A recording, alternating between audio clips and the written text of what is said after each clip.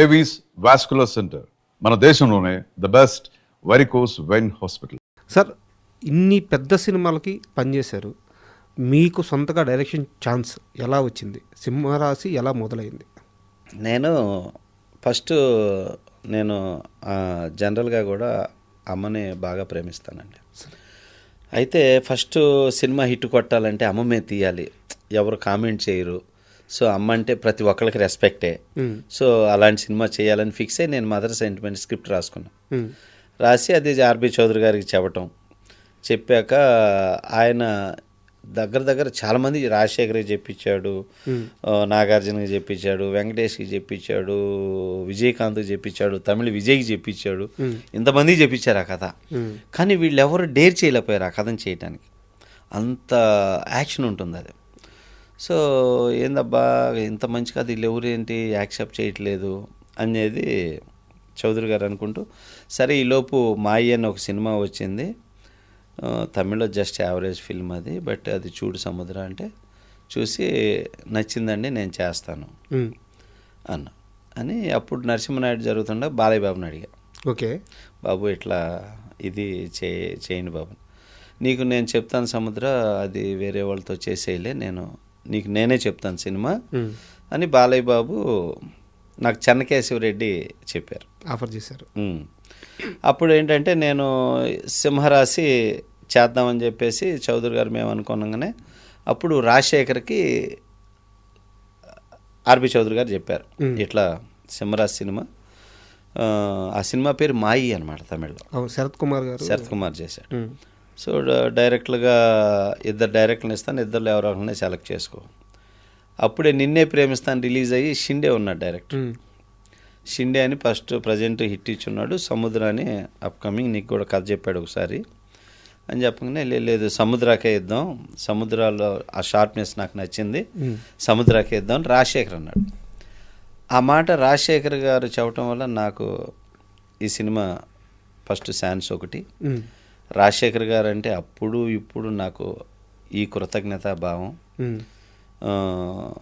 తను చాలా పెద్ద డైరెక్టర్లు కూడా చాలామందిని అతనితో ఫస్ట్ డైరెక్షన్ చేయాలని వెళ్ళినవాళ్ళు. రాజశేఖర్ తోటి చెప్పాడు నాకు, కృష్ణవంశీ కానీ, సీను వైట్లో కానీ, మళ్ళీ తేజ కానీ, ఇట్లాంటి వాళ్ళు అందరూ. సో తను చెప్పాడు ఇట్లా అని చెప్పేసి అట్లాగా నేను సింహరాశి చేయటం. కాకపోతే రాజశేఖర్ డౌట్, ఈ సినిమా ఎంతవరకు ఆడిద్దు, ఈ సినిమా చూస్తే హీరో ఏమో ఒకే డ్రెస్ వేసుకొని ఉన్నాడు, కింద కూర్చుంటాడు, ఇవన్నీ హీరోయిన్ పట్టుకోడు. మా అన్నయ్య పెద్ద హిట్ అనమాట అప్పుడు. ఆ సినిమా అంత పెద్ద హిట్ సినిమా ఇక్కడ చేస్తే యావరేజ్ అయింది, ఇదేమో యావరేజ్ సినిమా, ఇదేంది నా కర్మ, అందరికేమో సూపర్ హిట్లు ఇచ్చాడు చౌదరి గారు అని ఈ రాజశేఖర్ గోల. అయితే కాతే ఇక కానీ డైరెక్టర్ చెప్పింది వింటాడు రాజశేఖర్. స్పాట్కి వచ్చాక విని క్యారెక్టర్ని బాగా మోల్డ్ చేసుకుంటే నేను అక్కడికి ఎమోషన్లో రాజశేఖర్ మీద ఏ యాంగిల్ వర్కౌట్ అవుతుంది అనేది మైండ్లో పెట్టుకొని ఎప్పుడు రాజశేఖర్ గారి మీద యాక్షన్ ఫ్యామిలీ డ్రామా వర్కౌట్ అవుతాయి. అతని హిట్ సినిమాలు అన్నీ తీసుకోండి, ఒక అంకుశం కానీ, ఒక ఆగ్రహం కానీ, ఒక మన ఆయన చేసిన మగాడు కానీ, నేను చేసిన సింహరాశి కానీ, ఎవడైతే నాకేంటి కానీ, ఇవన్నీ కూడా emotion drama, emotional family drama. ఇక ఏ యాంగిల్కి అయినా కొట్టేస్తాయి. సేమ్ బాలయ్య కూడా అంతే, బాలకృష్ణ గారి ట్రాక్ కూడా అంతే. సో అట్లాగా సెలెక్ట్ చేసుకొని ఎక్కడికక్కడ డైలాగులు తీస్తే ఎక్కడికక్కడ ఎమోషన్ లేపుతూ, అసలు ఫస్ట్ సినిమాకే నువ్వా నేనా, నా డైరెక్షనా నీ హీరోయిజమా, ఆ లెవెల్లో సినిమాని తీశానండి. సినిమా తీశారు, సింహరాశి తీశారు కరెక్టే. సినిమా తీస్తున్నంతసేపు మీకు తప్పించి కనీసం మీ టీంలో ఉన్న అసిస్టెంట్, అసోసియేట్, కో డైరెక్టర్లకి ఎవ్వరికి కూడా ఈ సినిమా ఆడద్ది అని నమ్మకం లేదంట. మీకే మొహం మీదే చెప్పేశారట ఈ సినిమా ఆడదు. నిజమేనా? నిజమే. నేను అడిగాను నా సినిమా వర్క్ చేసేవాళ్ళని, దగ్గర ఒక 100 మందిని అడిగానండి. అరే ఇది సినిమా ఏంటి చేయొచ్చా? వామ్మో ఇదేం సినిమా అన్న, ఆడు నేల మీద కూర్చుంటాడు, ఆర్టిఫిషియల్గా లేదా? ఆడు ఒకే డ్రెస్ వేసుకుంటాడు ఎవడన్నా, ఆర్టిఫిషియల్గా లేదా? తల్లికి కుష్ఠరోగాన్ని ఇవ్వడం చూస్తాడన్న సినిమాలో.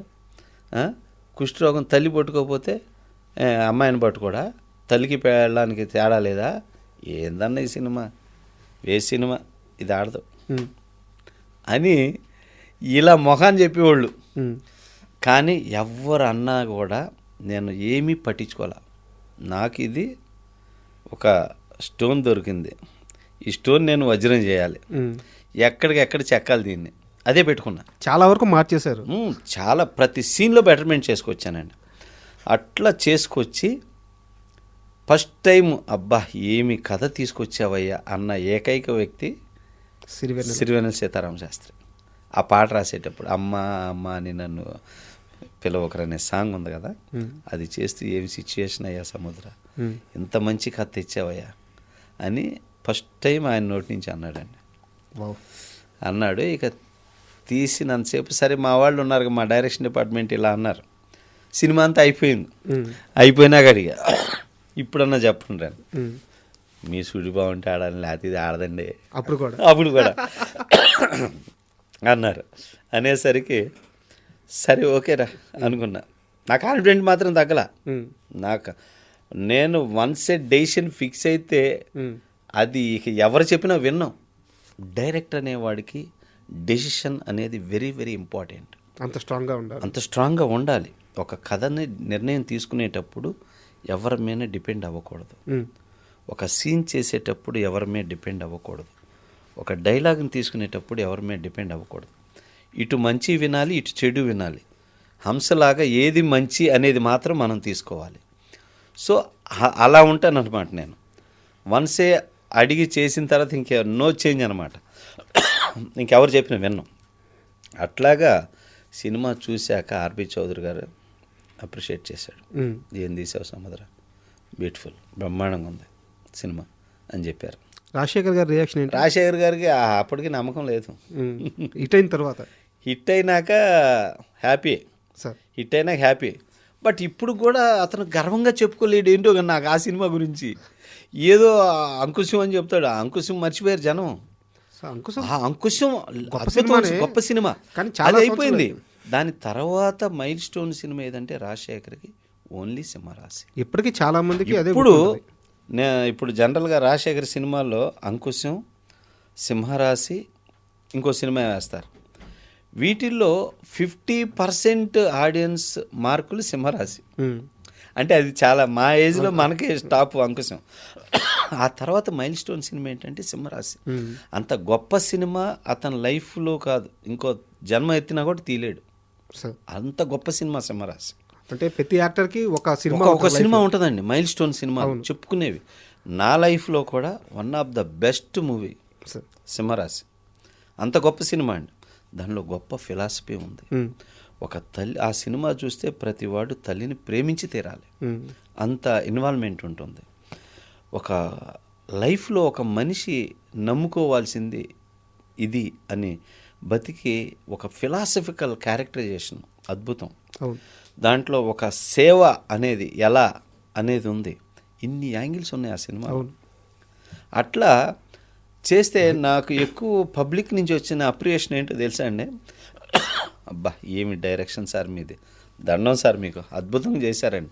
ఏందండి ఆ అమ్మాయి ఒక వేసి వచ్చి ఇడిమే పడుతుంటే నీలో మా అమ్మ కనపడుతుందమ్మా, బట్టలు తీసుకెళ్ళమ్మని పెట్టాను, ఏం డైరెక్షన్ సార్ మీది అని చెప్పి ఆడియన్స్ చెబుతూ ఉంటే మైండ్ బ్లోయింగ్ అనమాట.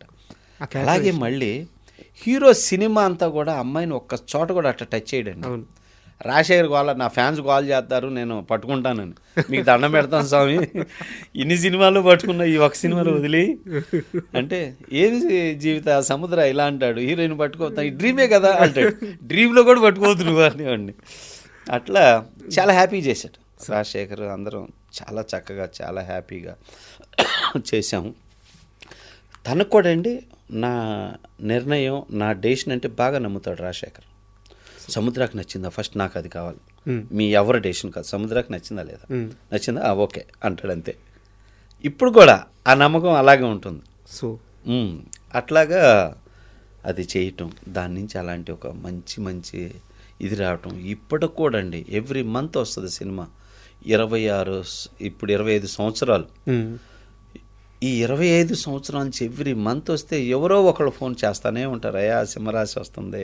ఇంపాక్ట్ ఆ ఇంపాక్ట్ అటువంటిదండి. ఇన్ని సంవత్సరాలు లీడ్ అయ్యే సినిమా చాలా తక్కువ. అది కానీ శివరామరాజు ఇవన్నీ వస్తే కంపల్సరీ ఫోన్లు వస్తాయి నాకు. ఒక్కసారి వచ్చి పోమ్మ మెరుపు తీగ అని చెప్పి ఒక చిన్న కామెడీ ట్రాక్ ఉంటుంది అనమాట. అంటే అప్పట్లో ఎంత వైరల్ అయిందంటే ఇప్పటికి కూడా మీమ్స్ వస్తూ ఉంటుంది. సో అసలు ఆ ట్రాక్ ఎలా పుట్టింది, ఎవరు రాశారు, ఎలా షూట్ చేశారు? ఆ ట్రాక్ తమిళలో రాశారు సార్. ఓకే, తమిళ్లోనే వచ్చింది. తమిళ్లో కూడా మంచి పాపులర్ అయింది. కానీ అక్కడికంటే ఇక్కడ బీభత్సమైన సక్సెస్ అయింది అది. అవునవును. దానిలో ఒక్కసారి వచ్చిపోమ్మ మెరుపు తీగకి బ్రహ్మానందం గారు ఇచ్చిన రియాక్షన్ అద్భుతం అండి. అది పెళ్లి చూపులు రమ్మంటే ఒక్కసారి వచ్చిపోమ్మ మెరుపు తీగ అంటే ఎటు వచ్చి తెలియదు. దానికి బ్రహ్మానందం గారి రియాక్షన్ అయితే అలా చూస్తాడు. పక్కన రాజశేఖర్ గారి రియాక్షన్ కూడా అదిరిపోద్ది, ఏంటి బావా అని చెప్పేసి. అది పక్కన మల్లికార్జున డైలాగ్ కూడా, అమ్మా రాజన్న వచ్చినాడు, రాజన్న బామ్మరిది రామబ్రహ్మ వచ్చినాడు, వాళ్ళ తరపు బంధువులందరూ వచ్చినారు, ఒక్కసారి వచ్చి బొమ్మ మెరుగుతీగా అని చెప్పి పిచ్చ పేరుడు వేలింది సార్. అది షూట్ చేసేటప్పుడు అర్థమైందా? ఇంత అయ్యో అసలు షూట్ చేసేప్పుడే అసలు ఆర్బి చౌదరి గారు వీళ్ళైతే తెగ నవ్వుకున్నారు. అసలు థియేటర్ ఆ సినిమాకి రిపీట్ కలెక్షన్కి అది కూడా ఒక కారణం సార్. ఆ సినిమాకి ఆ కామెడీ కూడా పెద్ద ప్లస్ అయింది. ఆ సినిమాకి ఒక సినిమా కామెడీలు కూడా చాలా ప్లస్ అవుతాయి. అలా బ్రహ్మానందం గారు లాంటి ఆర్టిస్టులు, నాది శివరామరాజు కానీ సింహరాశి కానీ వీటన్నిటిలో పెద్ద ప్లస్. అలా కామెడీతో నిలబెట్టిన ఆర్టిస్టులు ఒక ఎపిసోడ్ పడిందంటే నిలబెట్టేస్తారు, దానికి పదే పదే వెళ్తారు, పదే పదే చెప్పుకుంటారు cinema. And for more videos, please subscribe to iDream. Please subscribe to iDream. Please subscribe iDream. And please subscribe to iDream. For more videos, subscribe to iDream. please like, share and subscribe to the channel. Congratulations, iDream. Subscribe to iDream. Subscribe to iDream. So subscribe to iDream Media. iDream ki iDream team andarki huge congratulations. Please subscribe iDream Media. Please subscribe to iDream. Subscribe iDream. Please subscribe to iDream. iDream అంటే నా కళల ఛానల్ను subscribe చేసుకున్న నోరు తిరుగుతలేదు, మీరైతే గంట గుర్తు కొట్టండి. For more such videos, please subscribe to iDream. Subscribe to iDream. Please subscribe to iDream. Please subscribe iDream Media. Please do subscribe to iDream. Please subscribe to iDream Media. For best entertainment and information, please subscribe iDream. And don't forget to subscribe to iDream.